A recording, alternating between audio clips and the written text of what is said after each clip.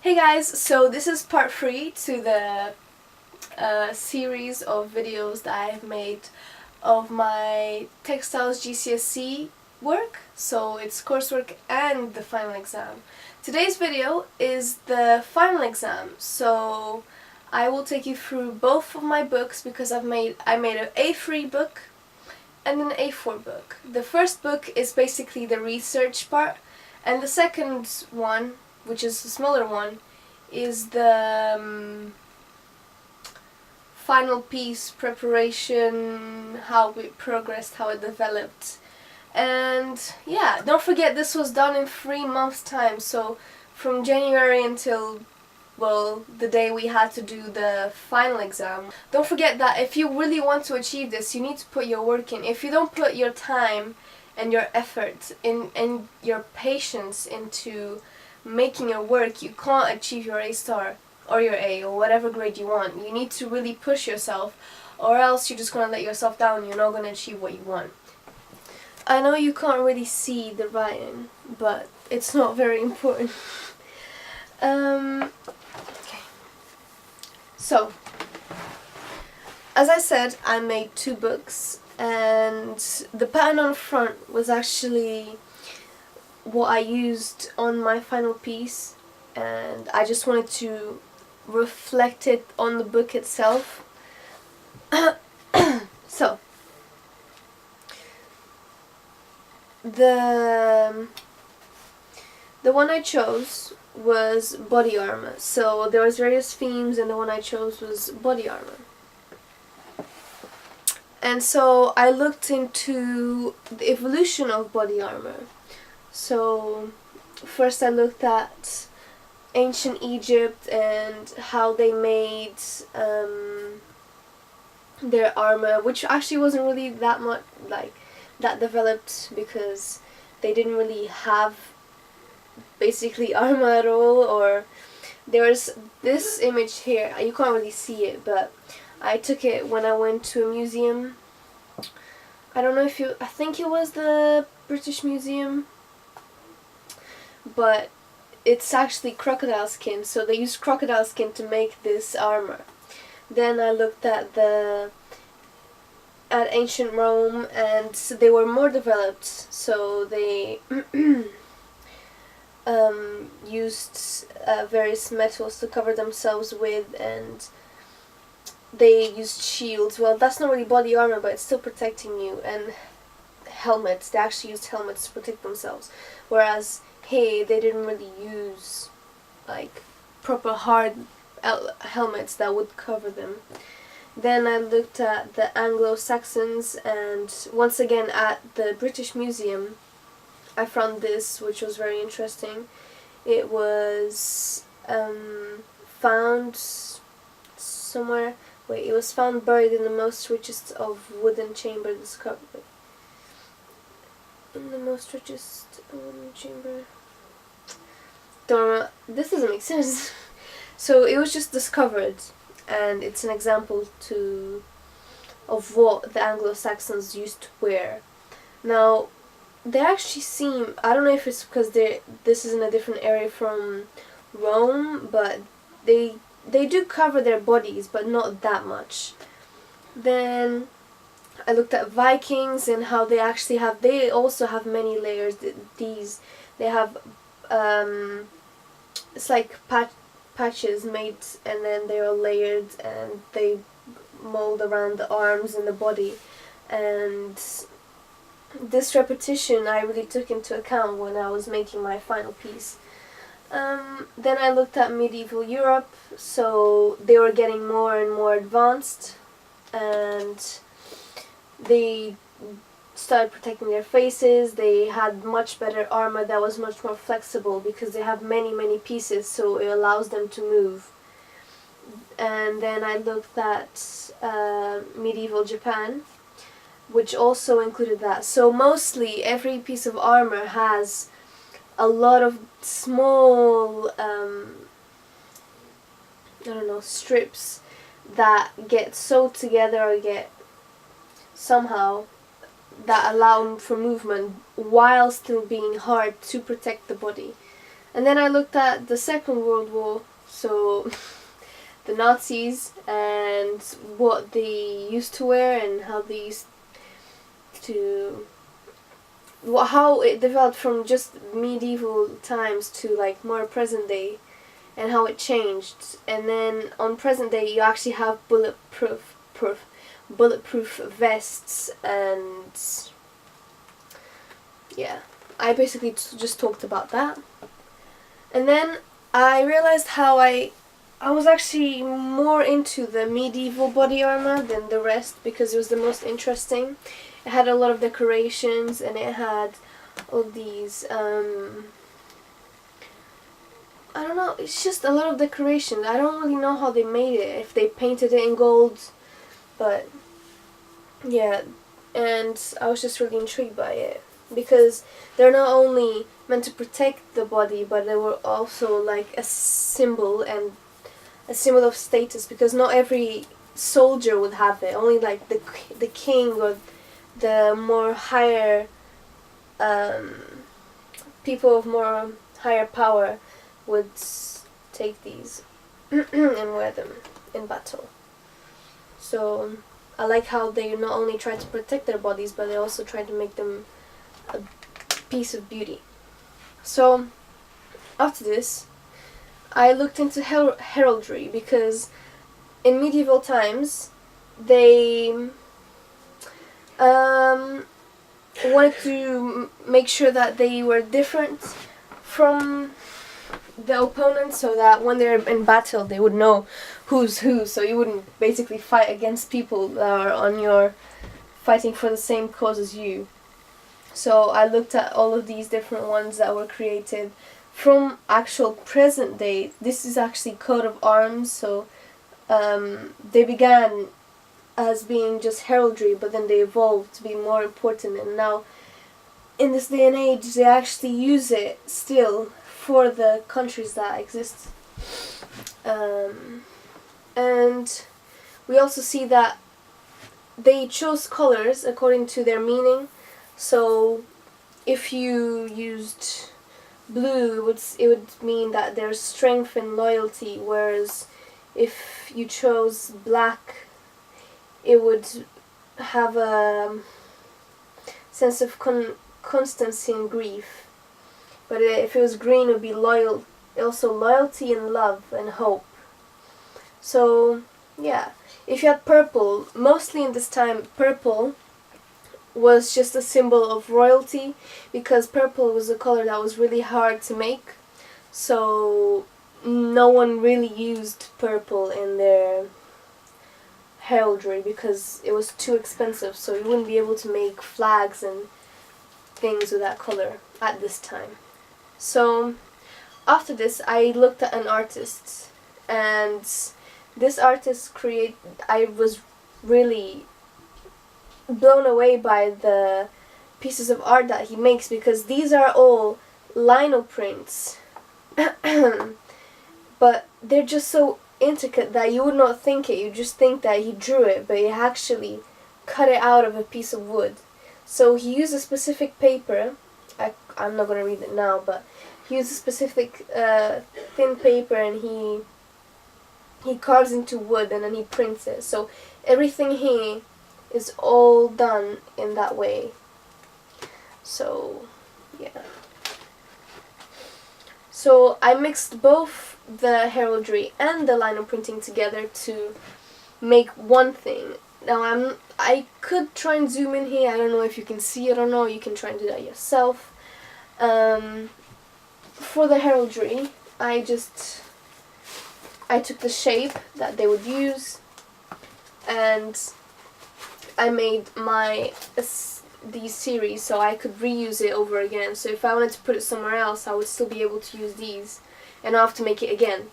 This was cut out with a laser cutter, so all these details were made in a laser cutter, because I started by trying to make it in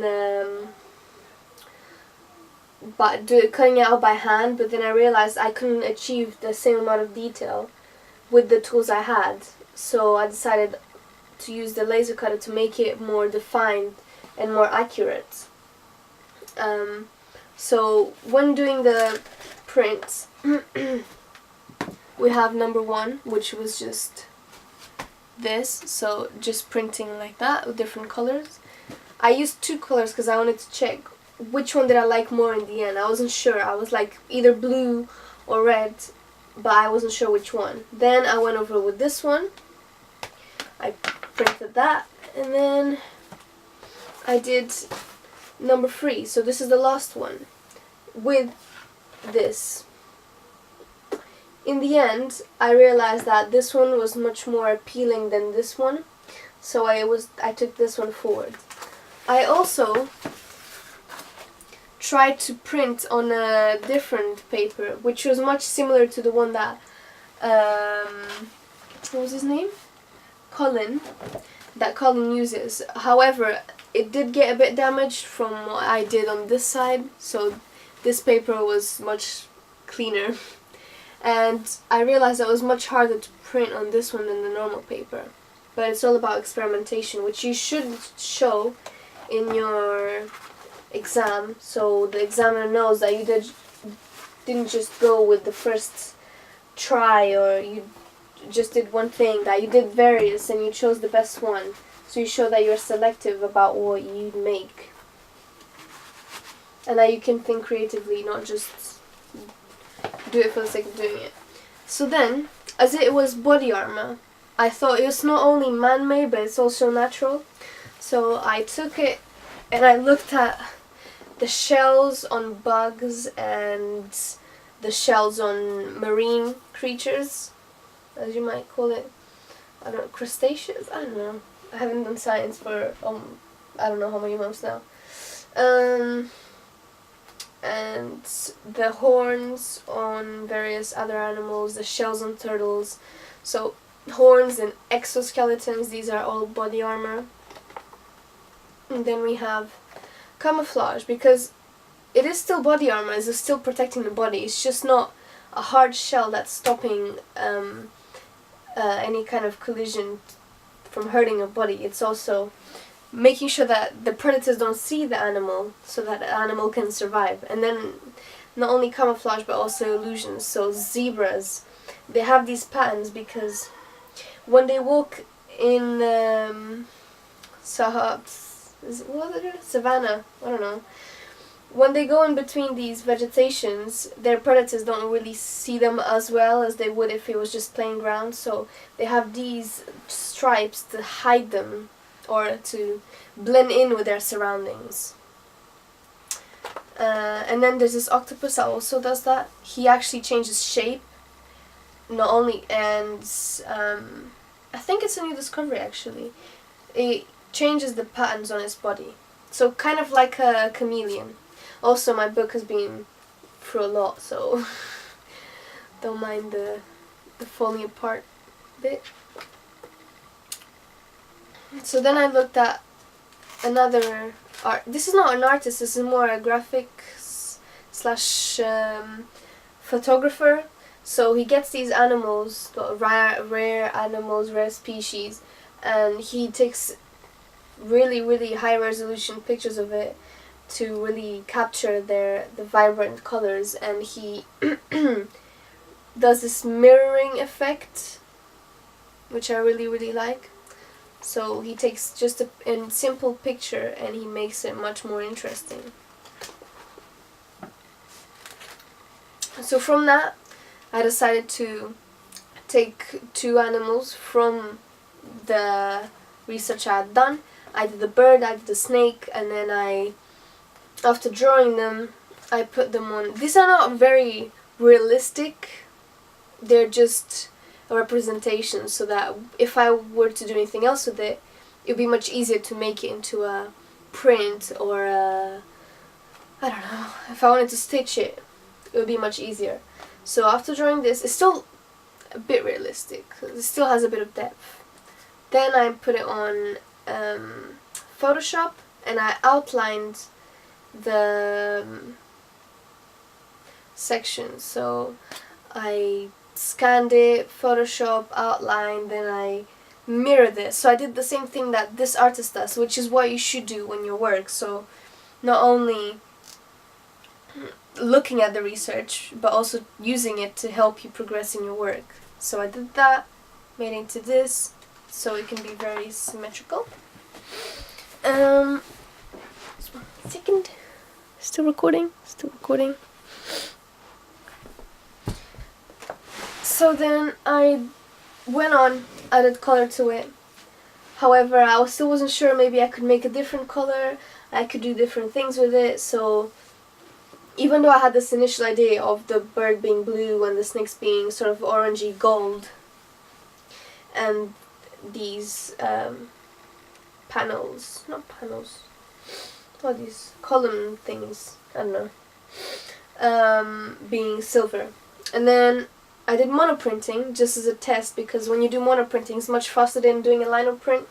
So before I knew what I wanted, I just did these simple tests to check which one do I like more. Do I like it as more like the ghost print, or do I like the lines? And which color do I choose? Which one do I like more?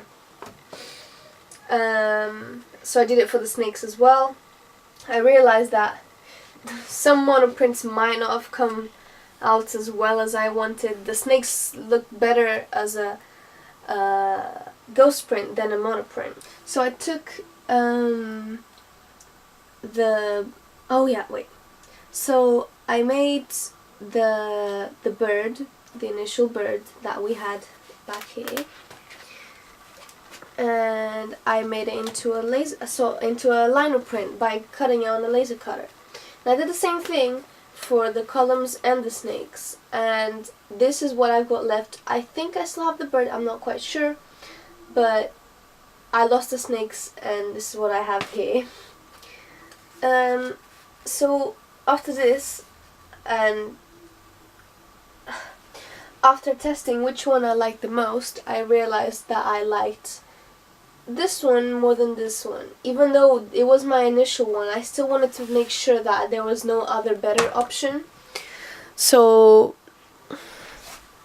yeah. Oh no.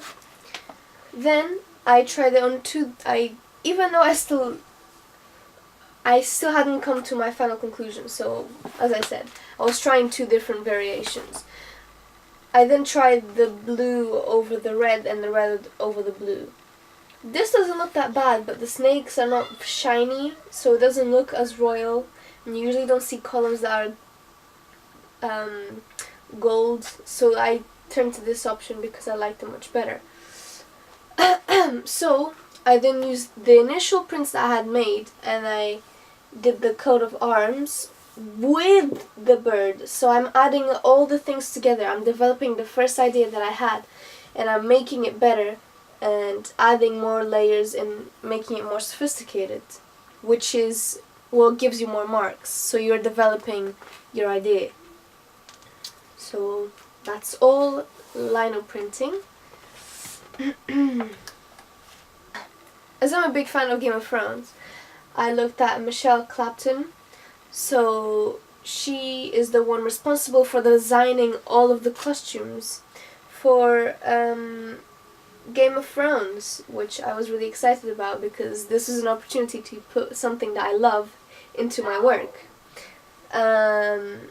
So I looked at how she designed the corsets and how she used color and details to represent things in each character. So for example, at the very beginning, Khaleesi, Daenerys, she used to wear much lighter colors, but as the seasons go on, the colors get darker as she gets more power, and she has more, the pieces are more developed, and each thing that you have here represents the character. So not as much on Jon Snow, but for example, this dress represents her. She is the queen of thorns because she came from Highgarden, and the list goes on, but we're not going to go into that.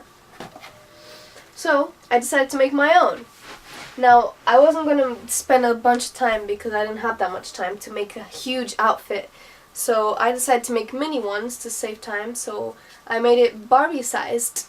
I made 2 designs. This would have been a sort of Daenerys dress kind of thing, and this is more a Jon Snow kind of look.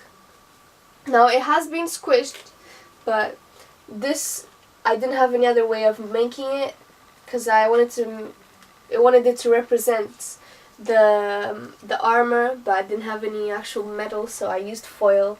And I even have a little sword here. They're also from the this is also body armor because they're protecting themselves, and this, she uses body armor to represent each character in a different way. So here I have this actually works, so it fits the Barbie model. So this is a male version, so Jon Snow representative, and then this is Daenerys. So I really enjoyed that. That was really fun. This, even the inside, I found this fabric that was really nice and shiny on one side and black on the other, so it's also a representation of the characters, maybe. So yeah, trying to work in the way she does. Then I looked at Michelle Carragher, I don't know how to say her name very well, I'm sorry. And she's the one responsible for doing the embroidery in Game of Thrones. Well, no, she doesn't do it herself, but she's the one that designs the embroidery for the dresses, which Michelle, the other Michelle, is responsible for designing. She's more in the detail part. So I looked at what she does, and she also uses the same methods as Michelle Clapton. She uses the details to represent the character. So what can I... So this is from a Lannister, that's why it has the lions on the side, and that's Daenerys' dress. So from afar it just looks blue, but then when you come up close it actually looks like dragon scales, which represents her as a character. So these are ways of embellishing the things that the characters are wearing, which is their armor.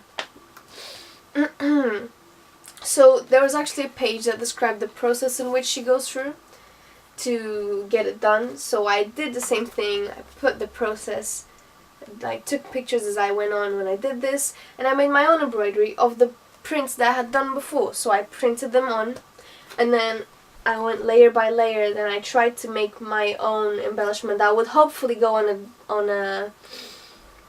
an actual costume if it was for Game of Thrones. I don't know who would be wearing this, but you can write that in the comments if you want. It was a good attempt. I really, really like it. I'm really, really proud of it because it took so long and I spent hours and hours doing it. As I told you, I pushed all the other subjects aside and I just went and I did this. And it turned out very well.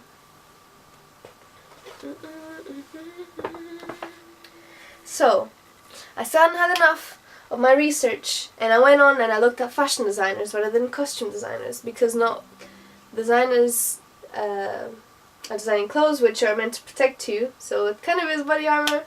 And Christian Dior, he had this collection back in, what was the year? Do I have it here? I did I not write it down? Should have written it down. Anyways, he had this collection, and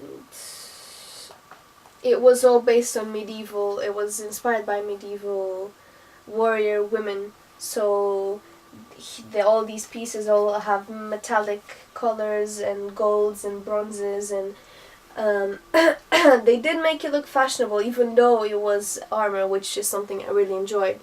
And they did look at things that I had looked at the very beginning, which was, hey, this was in a different year, I think 2004 maybe, I don't know, 2006, this was 2006, that one was a later one, so this was earlier because I remember. He was inspired by ancient Egypt, and he decided, I really like this one because it's all metal, so it really represents body armor. So yeah. And then I looked at another designer, so Valentino. They also had a medieval inspired collection, which wasn't so much about the layers as it was for Dior, but it was about the patterns that they made to represent like the coat of arms or other aspects. And in the same collection, so they had the more ready to wear version, and they had the more couture version of the thing. This drawing, I really don't like it. I don't even know why I put it here. I made the background to reflect what I could see on the outfit, so I made this go around here, which was an idea I got from this outfit. The feathers, I don't know, where did I get that from? I think it was this one. So yeah, not only trying to make it couture, but they also projected it and made it in a more wearable clothes, which are still inspired by body armor. So after that, I decided to make a mixed media piece inspired by Dior and Valentino, so using the coat of arms but also being really creative and using metallic colors. And then I moved on to this, so I made this, so everything that was here I translated into fabric.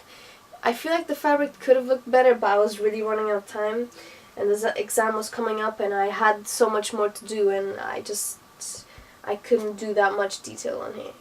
I did layers, I did yo-yos, I did a lot of batik work, so it wouldn't just have a plain color as we can see on the other works. They have a lot of embellishment. I didn't have time to do embellishment, so I did patterns. What else? This. It really represents body armor. As I also realized that by using batik, the fabric would get really strong, so I could use that maybe in my final piece to make it hard, so it's more sustainable and it reflects what I was looking at. And lastly, I look at Boli. I don't know if that's how you say his name. I found him on Instagram and I was really intrigued by what he does. So what he does is he makes a design and he cuts away the inside of the dress, and then he goes out, takes pictures, and uses the background that he finds to give color and life to his design, which I really enjoyed. So this was just to add more creativity and like the patterns. I went to this place called the Banqueting House, so it was from like medieval times. They have this house where the royals, the nobles would go and have banquets basically and parties.